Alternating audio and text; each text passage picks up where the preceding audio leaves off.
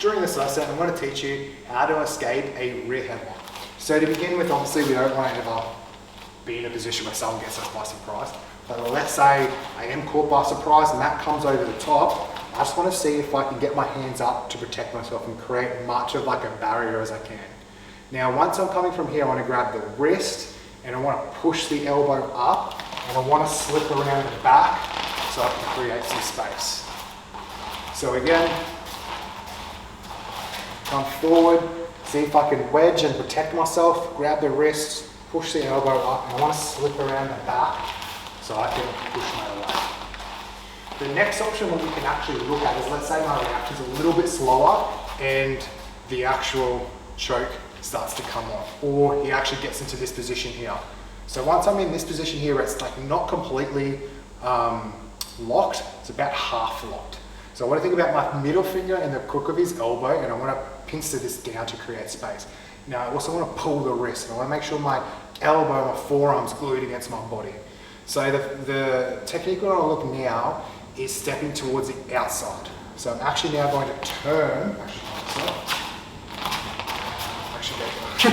so I actually want to turn to the outside, and I want to think about pulling the shoulder so it's locked out. Essentially what this is doing is actually going to start locking out the shoulder joint. So I really want to make sure I pull this here to break his balance.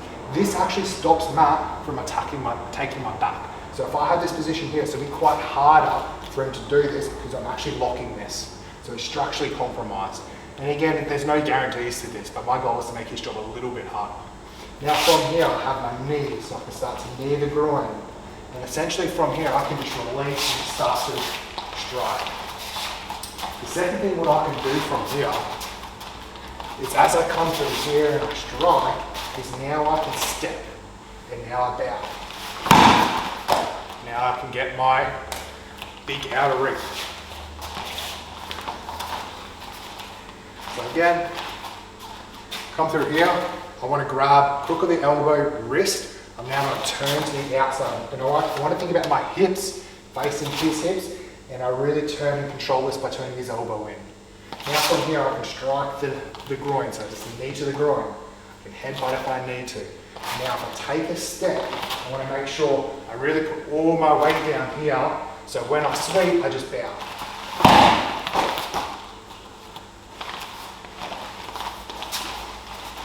The next thing what we can do is, as the headlock comes in, is I can turn to the inside. So this time I really want to think about pulling the wrist down, and I want to lift my shoulder. So usually this is when the energy is pushing the shoulder down. So now I have no choice but to go to the inside. So now, by lifting my shoulder up, create all this space. Now I can come around to the back and slip out and push away. If I can't slip out,